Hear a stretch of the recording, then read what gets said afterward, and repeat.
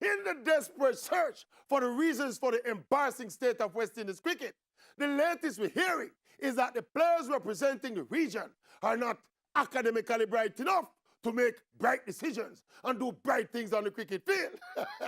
But you know, that is nonsense. Book or academic brightness have nothing to do with sporting competence. If that was the case, all the West Indies board would have to do would be to visit the University of the West Indies and pick out the brightest students and carry them go play for the West Indies. Sports don't work so. Totally different skill sets are needed to execute the often instinctive disciplines of sport. It's a totally different meds than sitting exams and getting straight A's. I am sure Jason Holder and Shai Hope and Karen Powell are all book brighter than Shivner and Chandapal, but none of them no good like Shiv.